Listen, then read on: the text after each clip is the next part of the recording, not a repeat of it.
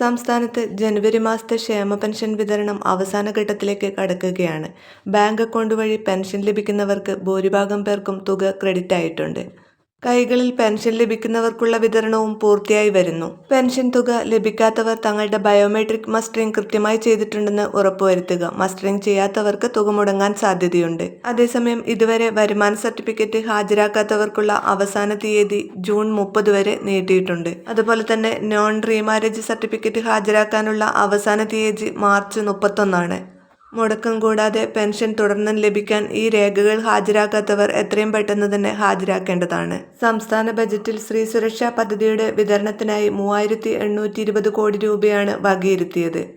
ഏകദേശം 31 ലക്ഷത്തിലധികം സ്ത്രീകൾക്ക് ഈ പദ്ധതിയുടെ പ്രയോജനം ലഭിക്കുമെന്ന് കണക്കാക്കുന്നു. ഇതിനോടകം 16 ലക്ഷത്തിലധികം സ്ത്രീകൾ പദ്ധതിയിൽ ചേർന്നു. സ്ത്രീ സുരക്ഷാ പെൻഷൻ പദ്ധതിക്കായി കെ-സ്മാർട്ട് പോർട്ടൽ വഴി വ്യക്തികൾക്ക് നേരിട്ടും ഓൺലൈൻ കേന്ദ്രങ്ങൾ വഴിയും അപേക്ഷിക്കാവുന്നതാണ്. 35 വയസ്സിനും 60 വയസ്സിനും ഇടയിൽ പ്രായമുള്ള തൊഴിൽ രഹിതരായ സ്ത്രീകൾക്ക് അപേക്ഷിക്കാം. മഞ്ഞ, പിങ്ക് റേഷൻ കാർഡുള്ളവർക്കാണ് ഇതിനായി അപേക്ഷിക്കാൻ സാധിക്കുക. വിധവാ പെൻഷൻ, അവിവാഹിത പെൻഷൻ, വികലാംഗ പെൻഷൻ തുടങ്ങിയ മറ്റ് സാമൂഹ്യ സുരക്ഷാ പെൻഷൻ കൈപ്പറ്റുന്നവർക്ക് ഈ പദ്ധതിക്ക് അപേക്ഷിക്കാൻ സാധിക്കില്ല.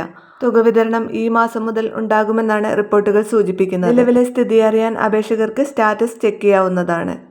അപ്പോൾ വീഡിയോ ലൈക്ക് ചെയ്യാനും ഷെയർ ചെയ്യാനും അതുപോലെ ചാനൽ സബ്സ്ക്രൈബ് ചെയ്യാനും മറക്കരുത്.